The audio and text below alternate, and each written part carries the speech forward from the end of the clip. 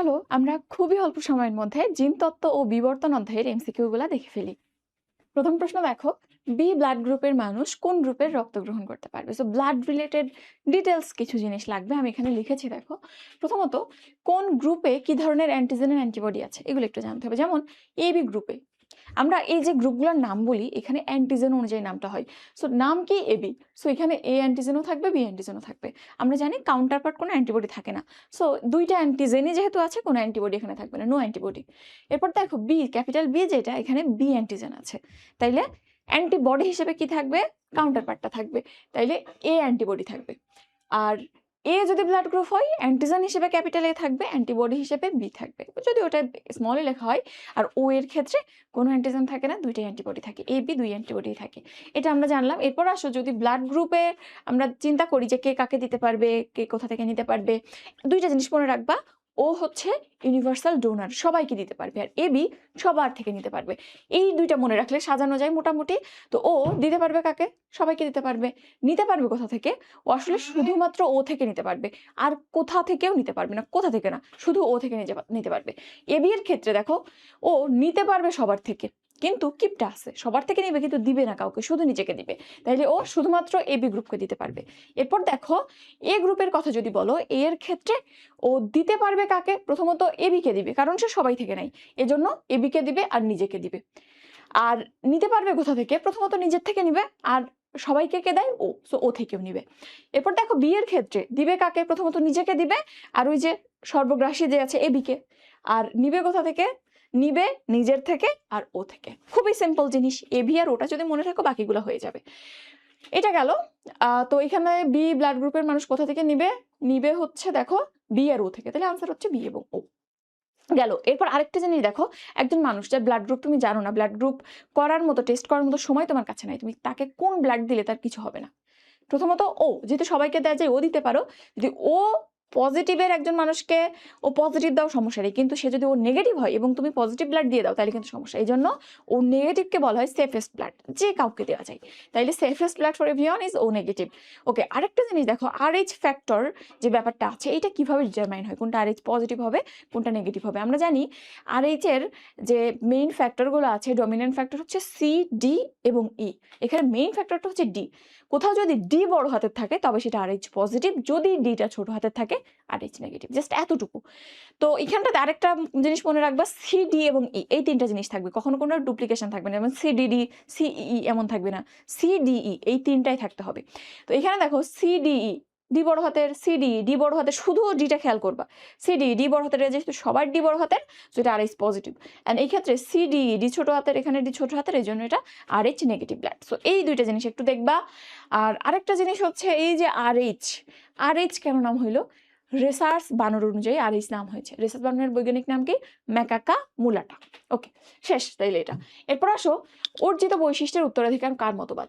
তো এইখান থেকে, এই চ্যাপ্টার থেকে দুইটা জিনিস তুমি যদি দেখো, একটা হচ্ছে মেন্ডেলের সূত্রগুলো এবং এর ব্যতিক্রম, এবং এই কোন তত্ত্বকে দিয়েছে, এই দুইটা জিনিস দেখলে এই অধ্যায়ের 50% MCQ শেষ। তো এইখানে আমি সব সুন্দর করে লিখছি, একটু দেখো। প্রথমে প্রাকৃতিক নির্বাচন মতবাদ বা ডারউইনিজম, এই যে একদম প্রাইমারি মতবাদ, এইটাকে দিয়েছিল, নাম দেখে বুঝতে পারছো, রবার্ট ডারউইন। এরপর জার্মোপ্লাজম সোমাটোপ্লাজম তত্ত্ব, শুধুমাত্র জার্মোপ্লাজম তত্ত্ব বলে থাকে। এটা আরেক নাম হচ্ছে নব্য ডারউইনবাদ, মানে ডারউইনবাদটাকে একটু মডিফাই করে বলা হয়, না স্তোমাটিক বৈশিষ্ট্য যায় না, জেনেটিক বা গ্যামেটিক বৈশিষ্ট্য যেটা, সেইটা যাইতে পারে। এই কথাটা কে বলেছিল? অগাস্ট ভাইজম্যান। জার্মোপ্লাজম ওয়াইজ, জয়ের একটা প্রাধান্য আছে এখানে, একটু মনে রাখবে এইভাবে। এরপরে রিক্যাপিচুলেশন থিওরি বা পুনরাবৃত্তি মতবাদকে দেয় আর্নেস্ট হেগেল। রিক্যাপিচুলেশন জিনিসটা কি? একটা জীব তার নিজের জীবনে যে চক্রটা চালায়, সেখানে তার জাতির পুরো জীবনটাকে রিপ্রেজেন্ট করে। দ্যাট ইজ, ইংরেজিতে এটাকে কি বলা হয়? অন্তজেনি রিক্যাপিচুলেটস ফাইলোজেনি, বা ব্যক্তিতত্ত্ব জাতিতত্ত্বের পুনরাবৃত্তি করে। জাস্ট সিম্পলি এই জিনিসটা, এটা তোমরা পড়েছো, এটা ব্যাখ্যায় কিন্তু লাগে, একটু দেখবা। এরপর পৃথিবীকে 6টি অঞ্চলে ভাগ করেন কে? Alfred Russel Wallace. এরপর ভ্রূণবিদ্যার জনককে, important, Karl von Baer. Karl von Baer. So ভ্রূণ দিয়ে ভন মনে থাকবে, আর ভ্রূণ সবসময় ন্যাকেড নিউড অবস্থায় থাকবে, সো বেয়ার মনে রাখতে পারো। বিবর্তনের জনক আমরা একদম প্রথম পেজে দেখেছি এম্পেডোক্লিস, বিবর্তন বিদ্যার জনক বা বিবর্তনের জনক। আর পরিব্যক্তি মতবাদ কে দেয়? পরিব্যক্তি মতবাদ দেয় ইংরেজিতে হিগো ডে ভ্রিস, আর বাংলাতে হিউগো ডে ভ্রিস বা হুগো ডে ভ্রিস, অনেক অনেক কিছু বলে। সো এই জিনিসগুলো আমাদের জানতে হবে। সো অর্জিত বৈশিষ্ট্যের উত্তরাধিকার মতবাদ বা প্রাকৃতিক নির্বাচন মতবাদ বা এই যে জিনিসগুলো আছে, এগুলো সব থেকে বেশি আসে। এর মধ্যে আমি একটু মার্ক করে দিই, অনেক জিনিস লিখেছি, তো এটা দেখবা ভালো করে, এটা দেখবা জার্মোপ্লাজম আসতে পারে শুধু, এরপরে এইটা দেখবা, এটা একটু একটু দেখবা, তাহলে এই জিনিসগুলো একটু ভালো করে দেখবা। আর এখানে যে প্রশ্নটা আছে অর্জিত বৈশিষ্ট্যের উত্তরাধিকার, এটা কার মতবাদ? এটা হচ্ছে দ্য ব্যাপটিস্ট দ্য ল্যামার্কের মতবাদ। অনেক বড় একটা নাম আছে, তো অত বড় নামে জানা যায়, আমরা জাস্ট দ্য ব্যাপটিস্ট ল্যামার্ক এতটুকু তো জানি সবাই। এরপর আসো কেন 9:3:3:1 না হয়ে 13:1 হয়? এই যে রেশিওগুলো আছে, এগুলো সবই মনে রাখতে হবে। এখন এইখানে দেখো আমি সবগুলো লিখছি, কি কি মনে রাখতে হবে। প্রথমত মেন্ডেলের সূত্র কয়টা? 2টা। প্রথম সূত্রের অনুপাত জানা লাগবে, দ্বিতীয় সূত্রের অনুপাত জানা লাগবে। প্রথম সূত্রের ব্যতিক্রমগুলো জানা লাগবে উইথ রেশিও জানা লাগবে, দ্বিতীয় সূত্রের ক্ষেত্রে একই কথা। এরপর কোন ব্যতিক্রমটা কাদের ক্ষেত্রে দেখা যায় সেটাও জানা লাগবে। ঠিক আছে, প্রশ্ন এরকম আসবে যে কেন ধরো 9:3:3:1 না হয়ে 13:3 না বলে তোমাকে বললো 9:7 হয়েছে, কারণ কি? দ্বৈত প্রচ্ছন্ন এপিস্টেসিস। যদি বলে 13:3 কেন হয়েছে? প্রকট এপিস্টেসিস। মানে যে অনুপাতটা বলবে কারণটা ঠিক ব্যতিক্রমটাই, বুঝছো? সো এই পুরো জিনিসটা তোমাকে জানতে হবে। তো প্রথম সূত্র 3:1 নর্মাল অনুপাত। তো এখানে 3টা ব্যতিক্রম আছে। অসম্পূর্ণ প্রকটতা, যার অনুপাত হয় 1:2:1। আরেকটা হচ্ছে সমপ্রকটতা 1:2:1, এটাও একই হয়, বাট 2টা মেকানিজম আলাদা। অসম্পূর্ণ মানে ধরো তুমি গোলাপি বা তুমি লাল আমি সাদা, তুমিও তোমার বৈশিষ্ট্য পুরো প্রকাশ করতে পারো না, আমিও পারি না। সো আমাদের দুইজনের কম্বিনেশনে যেটা তৈরি হবে সেটা মনে করো যে পিঙ্ক হয়, 2টার কম্বিনেশনে। আর যেটা হচ্ছে সমপ্রকটতা, দুইজন সমানভাবে প্রকাশ পায়। তুমি লাল আমি সাদা, কিছু অংশ লাল হবে কিছু অংশ সাদা হবে, বাট প্রাইমারি ক্যারেক্টারিস্টিকটা ঠিক থাকবে। তো এটা 2টা বেসিক জিনিস। এটা কোথায় দেখা যায়? অসম্পূর্ণ সন্ধ্যামালতিতে, অ্যান্ড সম্প্রকটতা আন্দালুসিয়ান মোরগ মুরগিতে। আর লিথাল জিন যেটা, এটা ইঁদুরে দেখা যায়, তোমরা জানো। অ্যান্ড এইখানে প্রথম জীবটা যেখানে হোমোজেনাস 2টাই মারণ জিন থাকে, সেটা 2:1 হয়ে যায়, কারণ প্রথমটা মারা গেছে। এরপরে দ্বিতীয় সূত্রে 9:3:3:1 হওয়ার কথা। এখানে 2টা ব্যতিক্রম আছে, মেইনলি পরিপূরক জিন। ও আচ্ছা, পরিপূরক জিনের আরেকটা নাম দেখো সহপ্রকটতা। সমপ্রকটতা প্রথম সূত্রের ব্যতিক্রম, আর সহপ্রকটতা দ্বিতীয় সূত্রের ব্যতিক্রম, উল্টাপাল্টা যেন না হয়। তো এর অনুপাত 9:7। তো এটার এক্সাম্পল মিষ্টি মটর। আর এপিস্টেসিস যেটা, এটা 2টা টাইপের আছে। একটা প্রকট এপিস্টেসিস, প্রকট বেশি শক্তিশালী, সংখ্যার রেশিওটা অনেক কম বেশি, 13:3। আর যেটা দ্বৈত প্রচ্ছন্ন 9:7। তো প্রকটটা দেখা যায় লেঘন মোরগ মুরগিতে, আর দ্বৈত প্রচ্ছন্ন এপিস্টেসিস এটা সবাই জানে, এটা বেশি আসে, সেটা হচ্ছে জন্মগত মুখ বধিরতায়। ওকে, আরেকটা আছে ডিফারেন্ট টাইপ অফ, এটা অন্য জিনিস, পলিজেনিক ইনহেরিটেন্স। এখানে অনেকগুলো জিন একসাথে ভূমিকা পালন করে। এখানে অনুপাতটা হয় 1:4:6:4:1। ওকে, তাহলে এটা আমরা দেখে ফেললাম। সো 13:3 কেন হয়? এপিস্টেসিসের জন্য। কি ধরনের এপিস্টেসিস? দ্বৈত প্রচ্ছন্ন ও 13:3, তাইলে হচ্ছে প্রকট এপিস্টেসিস। ওকে, এরপরে আসো সরীসৃপের যুগ বলা হয় কোন মহাকালকে? তো যে বক্সটা আছে কিছু জিনিস ওখান থেকে অন্তত জানা লাগবে। আমি কিছু লিখেছি দেখো, যেমন কোন যুগের কোনো জীবাশ্ম নেই? আর্কিওজয়িক যে যুগটা, ওর কোনো জীবাশ্ম এখন পৃথিবীতে নাই, এত পুরাতন। এরপর মানুষের উদ্ভব হয় কোন যুগে? প্লিওসিন যুগে। আপু আবার বললো না যে আপু তুমি এরকম কথা কেন বলতেছো, তুমি কি এগুলো বিশ্বাস করো? এখন পড়ানোর খাতিরে বলতে হচ্ছে, বাট অ্যাজ এ মুসলিম আমি বিশ্বাস করি মানুষকে আল্লাহ নিজের হাতে তৈরি করেছে, কোনো বিবর্তনের মাধ্যমে তৈরি হয় নাই। তাইলে মানুষের উদ্ভব প্লিওসিনে। এরপর হচ্ছে জুরাসিকের ক্ষেত্রে টাইম পিরিয়ডটা একটু জানা লাগবে। এটা 16.5 কোটি বছর পূর্বের সময়, এবং এখানে আর্কিওপটেরিক্স ছিল এই যুগে। কে ছিল? আর্কিওপটেরিক্স সম্পর্কে একটা ইনফরমেশন জানো তোমরা, রেপটাইলিয়া এবং অ্যাভিস, অর্থাৎ সরীসৃপ এবং পাখির মধ্যবর্তী একটা পর্যায়ে কানেক্টিং লিঙ্ক হিসেবে কাজ করে এটা। হ্যাঁ, মাঝখানের কিছু একটা, যেটা থেকে ধারণা করা হয় রেপটাইলিয়া থেকে আর্কিওপটেরিক্স হয়ে অ্যাভিসের উৎপত্তি হয়েছে। ওকে, আরেকটা হচ্ছে ডাইনোসর বিলুপ্ত হয় কোন যুগে? ক্রিটেসিয়াসে। তাহলে এই কয়েকটা ইনফরমেশন আমরা জানবো। সো সরীসৃপের যুগ হচ্ছে মেসোজোইক। আর মাছের যুগ যদি বলে ডেভোনিয়ানটা একটু মনে রাখো, ডেভোনিয়ান সিলুরিয়ান, এই 2টাকেই মাছের যুগ বলে। এরপর আসে বংশগতিবিদ্যার জনককে। বংশগতিবিদ্যা বা জিনতত্ত্ব, 2টা কিন্তু একই কথা, জেনেটিক্স, বংশগতিবিদ্যা বা জিনতত্ত্ব, এর জনককে গ্রেগর জোহান মেন্ডেল। তাইলে Gregor Johann Mendel is the answer. এবং তিনি কি কাজ করেছিল একটু জিনিসগুলো জানা লাগবে, জানবা। তিনি 34 প্রকার মটরশুঁটি নিয়ে 7 বছর গবেষণা করে তারপর একটা থিওরি এস্টাবলিশ করছে, তাও প্রকাশিত হয়েছে কবে? তার মৃত্যুর পর। তো তার সম্মানার্থে আমাদের হিস্ট্রিটা আসলে জানতে হয়। আচ্ছা, আরেকটা জিনিস দেখো, উনি জিনতত্ত্বের জনক, জেনেটিক্সের জনক, কিন্তু জেনেটিক্স শব্দটা প্রথম প্রচলন কে করছিল? উইলিয়াম বেটসন। এটা ইম্পর্টেন্ট, এটা মেডিকেলে আসছিল একবার। ওকে, আরেকটা জিনিস হচ্ছে ডারউইনের একটা বই আছে, পড়ছো তোমরা? বইয়ের নামটা জানো? Origin of species by means of natural selection. এটা বইটার নাম। শুধু অরিজিন অফ স্পিসিস অনেকে বলে, বাট পুরো বইটা হচ্ছে origin of species by means of natural selection. এই বইতে কি উল্লেখ আছে? এখানে থিওরি অফ ন্যাচারাল সিলেকশন উল্লেখ আছে। প্রকৃতি কিভাবে ভালো গুণের বৈশিষ্ট্য সম্পন্ন জীবকে সিলেক্ট করে সেই কথাই আছে। আরেকটা জিনিস হচ্ছে এখানে সার্ভাইভাল অফ দ্য ফিটেস্টের কথা বলা হয়, যে সব থেকে ফিট, যার ভালো বৈশিষ্ট্যগুলো এক প্রজন্ম থেকে আরেক প্রজন্মে যাবে, সেই সার্ভাইভ করবে। বুঝছো? তাহলে এটা একটু দেখবা। তাহলে বংশগতিবিদ্যার জন্য Gregor Johann Mendel, and genetics শব্দের প্রচলন কে করেছে? William Bateson. এরপরে বাবার রক্তের গ্রুপ এবি, মায়ের রক্তের গ্রুপ ও হলে সন্তানদের মধ্যে পিতামাতার গ্রুপের সম্ভাবনা কতটুকু? তো দেখো আমরা কিভাবে ক্রস করতে হয় জানি। সো বাবার ক্ষেত্রে এ বি, মায়ের ক্ষেত্রে ও, ও মানে দুইটাই ও হবে, ও ও। এখন তাইলে করে দাও। তাইলে এ ও, আরেকজনেরও এ ও, বি ও, বি ও। তাইলে এ ও মানে অ্যাকচুয়ালি এ, এটাও এ, এটা বি, এটা বি। তাইলে দুইটা বাচ্চা আমি এ পাবো, দুইটা বাচ্চা বি পাবো যদি চারটা বাচ্চা হয়। বাবা হচ্ছে এ বি, মা হচ্ছে ও। কারোর কি এখানে এ বি বা ও হয়েছে না? সো পিতা মাতার রক্তের গ্রুপ হবেই না, দ্যাট ইজ 0%। বুঝছো? সো এটা একটু দেখবা। এরপরে মানুষের নিষ্ক্রিয় অঙ্গ কোনটা? নিষ্ক্রিয় অঙ্গ যেটা অ্যাকচুয়ালি এখন আর কাজে লাগে না। দেখা যাইতো যে চিন্তা করা হয় অন্য প্রাণীতে, আমাদের থেকে নিচু যে প্রাণীগুলো আছে সেখানে কাজে লাগে, বাট আমাদের ক্ষেত্রে কাজে লাগে না। বিবর্তনের ধারণাটাই এখানে আসলে স্ট্যাবলিশ করার চেষ্টা করা হয়েছে। তো এই অঙ্গ কি কি আছে একটু দেখো। আমাদের শরীরের লোম, লোম নিম্ন প্রাণীতে যেমন কুকুর, বিড়াল, এদের ক্ষেত্রে এটা থার্মাল প্রোটেকশন দেয়, বোধ গরমে এবং ঠান্ডায়। বিশেষ করে ঠান্ডায় বেশি প্রোটেকশন দেয়। এবার আমাদের ক্ষেত্রে লোমের কিন্তু এরকম ভূমিকা নাই, আমাদের লোম খুবই হালকা হয়, কাজে দেয় না ও সাধারণত ওরকম। সো লোম। এরপর উপপল্লব, চোখের এই সাইড দিকে তোমরা দেখেছো এটা ছবিতে, তো এটার ইংলিশ নামটা একটু জানা লাগবে, নিকটিটেটিং মেমব্রেন। এটাও কিন্তু একটা নিষ্ক্রিয় অঙ্গ। এরপর আক্কেল দাঁত। আক্কেল দাঁত কার্যত মানুষের আসলে ওভাবে ব্যবহার নাই। তুমি খাবার চিবাইলে ওইটা এমন পজিশনে থাকে, ওইটা আসলে চিবাইতে হেল্প করে না। এরপর কানের পেশি। কানের পেশি অনেক প্রাণী, কুকুর, বিড়াল, এরা কান নাড়াইতে পারে, তুমি নাড়াইতে পারো না। সো তোমার ক্ষেত্রে এটা ইনঅ্যাক্টিভ, কাজে লাগে না, নিষ্ক্রিয় অঙ্গ। এরপর কককিক্স, কককিক্সেরও কোনো ভূমিকা নাই। কককিক্স নিম্ন প্রাণীতে যাদের লেজ থাকে, লেজ তৈরিতে ভূমিকা পালন করে। তোমার লেজ আছে? নাই। সো এটাও নিষ্ক্রিয়। এরপর অ্যাপেন্ডিক্স। অ্যাপেন্ডিক্স আসলে একটা সময় বলা হতো যে না এটা নিষ্ক্রিয়, বাট এটার কিছু পরিমাণে ভূমিকা আছে রোগ প্রতিরোধে। তো যাই হোক, লিখেছে যখন দিয়ে দেই আমরা। তাহলে নিষ্ক্রিয় অঙ্গ কোনটা? এই যে কককিক্স। ঠিক আছে। কর্ণাস্থি না, কর্ণপেশি। কর্ণাস্থির কিন্তু ভূমিকা আছে, শুনতে কর্ণ অস্থি হেল্প করে। এরপর আসো জীবন্ত জীবাশ্ম কোনটা? জীবন্ত জীবাশ্ম বোটানিতে আমরা পড়েছিলাম সাইকাস, আর এখানে জুওলজিতে কয়েকটা আছে, ল্যাটিমেরিয়া, এল দিয়ে দুইটা, ল্যাটিমেরিয়া, লিমুলাস, এরপরে প্লাটিপাস অ্যান্ড স্ফেনোদন। এই কয়েকটা একটু মনে রাখবা, LPS।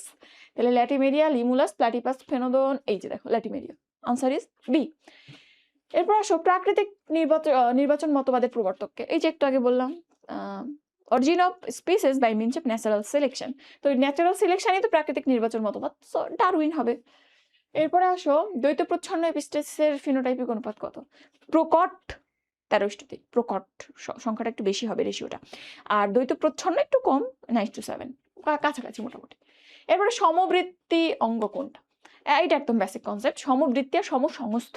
বৃত্তি শব্দের অর্থ হচ্ছে কাজ, বৃত্তি, পেশা বা কাজ। সো গঠনের দিক থেকে আলাদা, শর্ত হচ্ছে গঠনের দিক থেকে আলাদা কিন্তু কাজের দিক থেকে এক, এরকম দুইটা অঙ্গকে আমরা সমবৃত্তি অঙ্গ বলতে পারি। আর সমসংস্থ, সংস্থ মানে স্ট্রাকচার, স্ট্রাকচার। তাইলে এখানে গঠনটা এক হবে কিন্তু কাজ ভিন্ন হবে।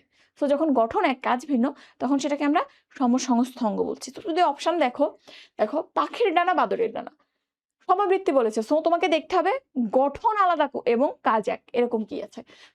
পাখির ডানার বাদরের ডানার ক্ষেত্রে এখানে তুমি যদি গঠনের কথা চিন্তা করো, গঠন কিন্তু পাখির ডানা বাদরের ডানা একই মোটামুটি, অস্থিগুলার গঠন প্যাটার্ন আর কি একই, আবার কাজও একই, দুইটাই উঠতে সাহায্য করে। আমরা বলেছিলাম সমবৃত্তির ক্ষেত্রে যেটা ফোকাসে থাকবে যে কাজ তো এক হবে কিন্তু গঠনটা যাতে আলাদা হয়, বইতে যেহেতু এভাবেই লিখেছে এই জন্য এটা খেয়াল করবো।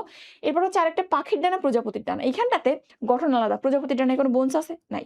প্রজাপতির ডানা, পাখির ডানা, গঠন টোটালি আলাদা কিন্তু কাজ এক, এটাকে তুমি সমবৃত্তি বলতে পারো। আর বাকি থাকে পাখির ডানা, মানুষের হাত, এরা সমসংস্থ, মানুষের হাত উঠতে হেল্প করে না, সো এটা সমবৃত্তি হবে না, সমসংস্থ, গঠন এক।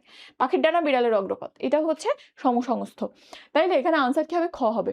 প্রথমটা সমবৃত্তি হয় মানে কাজ একই হয়, বাট গঠন যেহেতু এক, গঠন উপাদানও এক, সো এটা একই সাথে সমবৃত্তি সংঘ-সংস্থ, নট অনলি সমবৃত্তি। এজন্য আমরা কিন্তু খ আনসার করেছি এবং এটা আসছিল পরীক্ষাতে, ভর্তি পরীক্ষা একবার আসছিল। তাহলে এখানে সমবৃত্তি জাস্ট একটা এক্সাম্পল আছে, একটু মনে রাখিও তোমাদের বইতে। আর সমসংস্থার ক্ষেত্রে কয়েকটা আছে, পাখির ডানা, বাদুড়ের ডানা, সিলের ফ্লিপার, বিড়ালের অগ্রপাত, মানুষের হাতে, এই জিনিসগুলো একটু দেখবা, বাট বেসিক কনসেপ্ট ওইটা। এরপর মানুষের লাল সবুজ বর্ণান্ধতার জিন আসলে কি রকম, কি টাইপের জিন? তো এটা আসলে সেক্স লিঙ্ক জিন দিয়ে কন্ট্রোল হয়। আমরা এখানে সেক্স লিঙ্ক কি কি জিনের ডিসঅর্ডার আছে আমরা লিখে ফেলেছি। এর মধ্যে প্রথম দুইটা you have to know, must to know. প্রথম দুইটা, একটা হচ্ছে রেড গ্রিন কালার ব্লাইন্ডনেস আর একটা হচ্ছে হিমোফিলিয়া। হিমোফিলিয়ার আরেকটা নাম কি? রাজকীয় রোগ। কারণ ইংল্যান্ডের রাজ পরিবারে এই রোগটা প্রথম দেখা যায়, সব থেকে বেশি প্রাদুর্ভাব ছিল সেখানে, এজন্য এটাকে রাজকীয় রোগ বলে। তো এর মধ্যে দুইটা জিনিস জানতেই হবে, একটা রেড গ্রিন কালার ব্লাইন্ডনেস আর একটা হচ্ছে হিমোফিলিয়া। আর বাকিগুলো একটু দেখতে পারো। মাস্কুলার ডিস্ট্রফি, তার মধ্যে ডুস্টি মাস্কুলার ডিস্ট্রফি সব থেকে common, night blindness, diabetes insipidus, এরপরে fragile X syndrome, testicular feminisation, hypertrichosis, এই জিনিসগুলো দেখতে পারো। তার মধ্যে প্রথম দুইটা, আমি বারবার বলতেছি প্রথম দুইটা ভুলে যাবে না, তাহলে মানুষের লাল সবুজ বর্ণান্ধতা সেক্স লিঙ্কড। ওকে, দেখবা সবগুলো দেখবা। এরপরে পরেরটায় যাই, সম্পূর্ণ 4 প্রকোষ্ঠ বিশিষ্ট হৃৎপিণ্ড কোন প্রাণীতে দেখা যায়? তো হৃৎপিণ্ডের প্রকোষ্ঠও আস্তে আস্তে কম থেকে ম্যাচিউর হয়েছে, সব জায়গাতে একই রকম বৈশিষ্ট্য দেখানো হয়। নিম্ন থেকে যত উচ্চ স্তরের প্রাণীতে গিয়েছ সবকিছু ধীরে ধীরে ম্যাচিউর হয়েছে। যেমন মৎস্য, উভচর, তুমি যদি শ্রেণী অনুযায়ী সাজাও, সরীসৃপ, পাখি, স্তন্যপায়ী। মৎস্যতে দেখবা মাত্র 2 প্রকোষ্ঠী হৃৎপিণ্ড থাকে, রুই মাছে দেখেছ। উভচরে সেটা 3 প্রকোষ্ঠী হয়ে যায়। সরীসৃপে যে সেটা 4 প্রকোষ্ঠী হয়, বাট সম্পূর্ণভাবে 4টা ভাগ থাকে না, অসম্পূর্ণ 4 প্রকোষ্ঠী বলা হয়। এর মধ্যে একটা ব্যতিক্রম আছে, সেটা হচ্ছে কুমির। কুমিরে আবার সম্পূর্ণ 4টা প্রকোষ্ঠ দেখা যায়। এই যে ব্যতিক্রম, যেখানেই ব্যতিক্রম দেখবে সেটাই পরীক্ষাতে আসছে। আর একটা হচ্ছে পাখি, এটাও সম্পূর্ণ 4 প্রকোষ্ঠ বিশিষ্ট। আর একটা আছে স্তন্যপায়ী, ওটাও সম্পূর্ণ 4 প্রকোষ্ঠ। তাহলে সম্পূর্ণ 4 পাখি আর স্তন্যপায়ী, অসম্পূর্ণ 4 সরীসৃপ, এর মধ্যে ব্যতিক্রম কুমির যেটা সম্পূর্ণ 4, উভচরে 3 আর মৎস্যতে 2। মনে থাকবে, এমনি তো পারবা, মৎস্যতে 2 কেন, রুই মাছে পড়েইছো ডিটেলসে। তাহলে সম্পূর্ণ 4 প্রকোষ্ঠ বিশিষ্ট কোথায়? টিকটিকি না, ও সরীসৃপের অসম্পূর্ণ 4, কচ্ছপ একই কথা, সাপ একই কথা। তো এখানে আনসার হচ্ছে কুমির। বুঝছো, ব্যতিক্রম মানে ইম্পর্টেন্ট।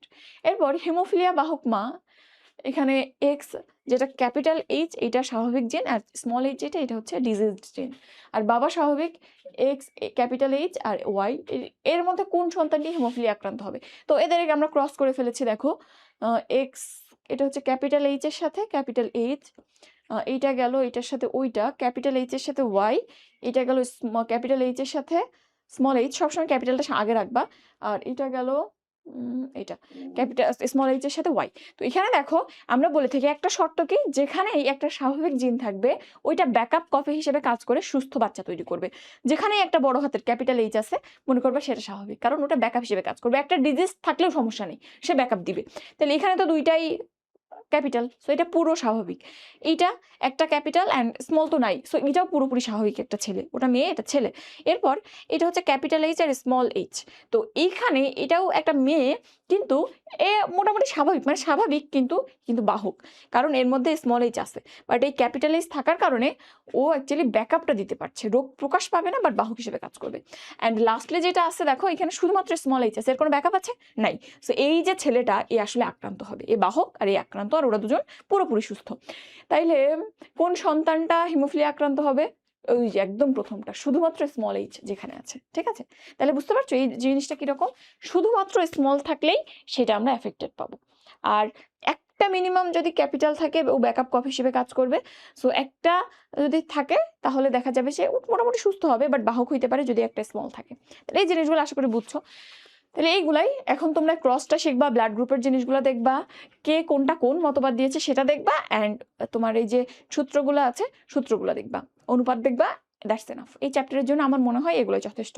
ঠিক আছে, তাহলে নেক্সট ক্লাসে আবার দেখা হবে, ততক্ষণ পর্যন্ত ভালো থাকো। আসসালামু আলাইকুম।